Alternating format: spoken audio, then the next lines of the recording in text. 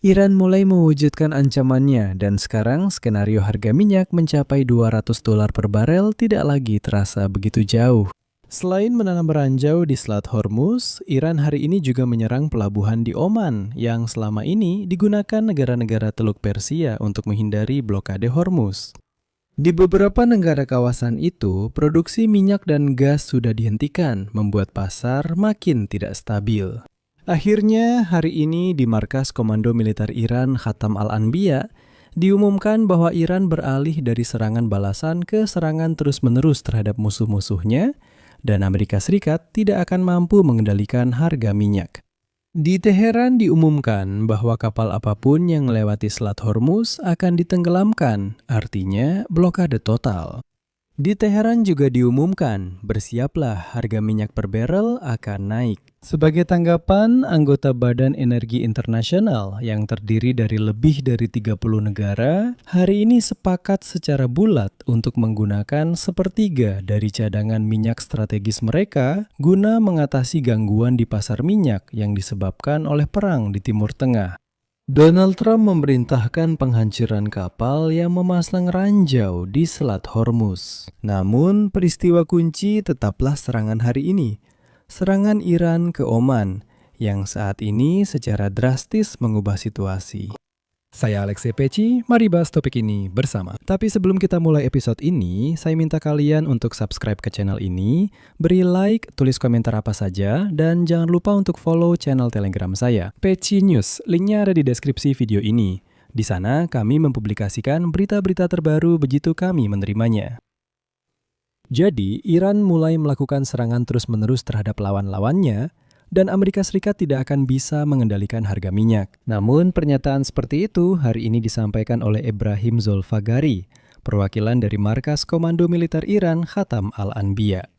Selanjutnya, saya akan mengutip pernyataannya.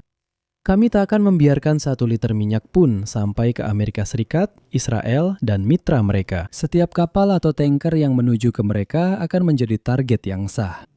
Bersiaplah karena harga 1 barel minyak akan menjadi $200 karena harga minyak bergantung pada keamanan regional yang telah kalian destabilkan.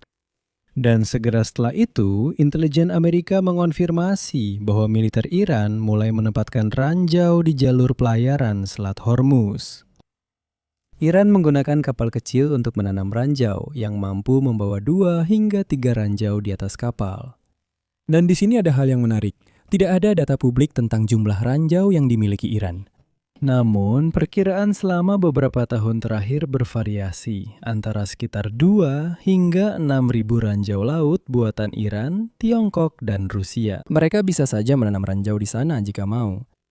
Militer Amerika melaporkan telah menghancurkan kapal perang Iran di dekat Selat Hormuz, termasuk 16 kapal penabur ranjau.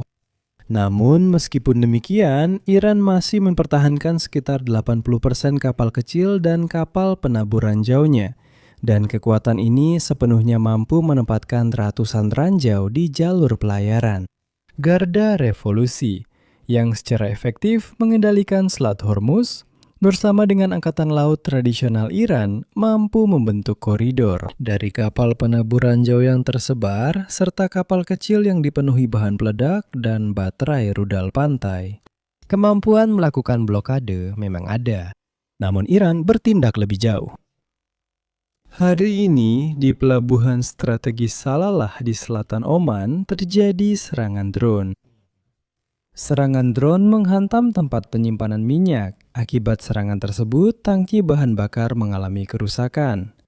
Dan seperti yang terlihat dari rekaman di internet yang bisa Anda lihat di saluran Telegram saya, Peci News, 2 tiang asap hitam membumbung di atas pelabuhan. Namun, salah satu objek dilalap api. Kebakaran besar di area objek itu telah dikonfirmasi secara visual. Pertahanan udara mencegat sebagian drone, namun beberapa tetap mencapai target.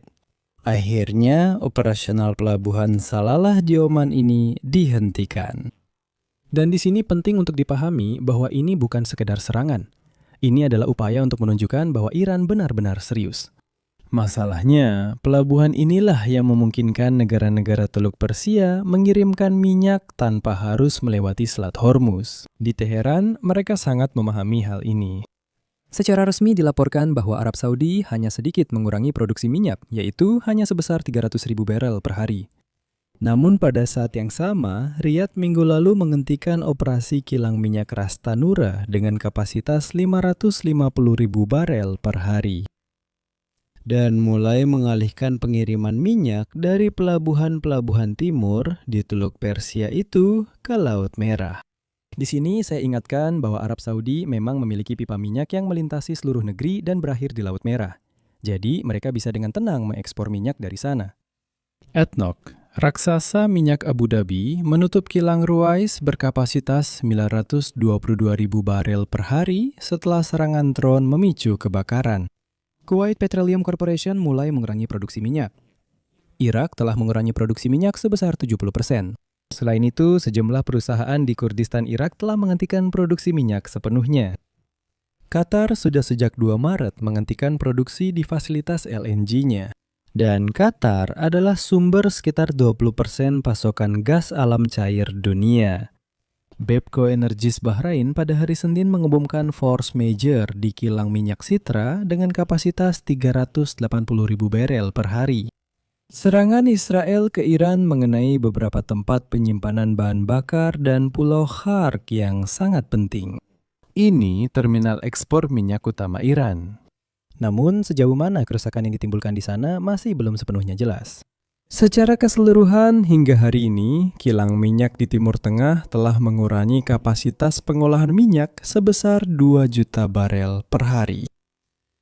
Mengenai Selat Hormuz, meskipun ada pernyataan berulang kali dari Donald Trump tentang kesiapan Angkatan Laut Amerika Serikat untuk mengawal kapal tanker melalui selat tersebut, Angkatan Laut Amerika masih menolak permintaan industri tersebut karena risiko serangan yang terlalu tinggi. Trump mengatakan kapal tanker tidak perlu takut melewati selat karena Angkatan Laut Amerika akan melindungi. Saat kapal tanker meminta bantuan Angkatan Laut Amerika, mereka mengatakan risikonya tinggi di sana, jadi mereka tidak akan mengawal. Sebagai tanggapan atas apa yang terjadi, para anggota Badan Energi Internasional hari ini sepakat secara bulat untuk menggunakan sepertiga dari cadangan strategis mereka guna mengatasi gangguan di pasar minyak. Organisasi ini beranggotakan 32 negara yang akan menjual 400 juta barel minyak di pasar. Secara keseluruhan, mereka memiliki 1,2 miliar barel dalam bentuk cadangan negara. Ditambah, pemerintah dapat mengambil hingga 600 juta barel dari persediaan perusahaan komersial. Jadi, selalu ada 1,8 miliar barel dalam cadangan. Perlu dicatat, pelepasan minyak dari cadangan ini merupakan operasi ke-6 sejak lembaga ini berdiri pada 1974. Sebelumnya, yang terbesar adalah pelepasan 182 juta barel pada tahun 2022 setelah serangan besar-besaran Rusia ke Ukraina. Perlu dicatat juga ada masalah di pasar gas. Sejumlah klien Qatar Energy, termasuk Shell dan Total Energies, serta perusahaan lain yang beroperasi di Asia, telah mengumumkan force majeure atas pasokan gas alam cair Qatar kepada para pembeli. Karena itu, para pelaku pasar yakin bahwa bahkan jika perang berakhir hari ini, dampaknya masih akan terasa selama beberapa bulan ke depan. Saya cukupkan sampai di sini. Tulis pendapat dan kesimpulan Anda di kolom komentar. Jangan lupa berlangganan, tekan lonceng, dan sukai video ini. Jika episode ini menarik dan bermanfaat bagi Anda dapat mendukung kerja saluran YouTube ini dengan donasi atau berlangganan berbayar melalui tautan dan informasi yang ada di deskripsi video ini atau melalui kode QR di layar Anda. Itu saja, jaga diri Anda baik-baik. Sampai jumpa semuanya.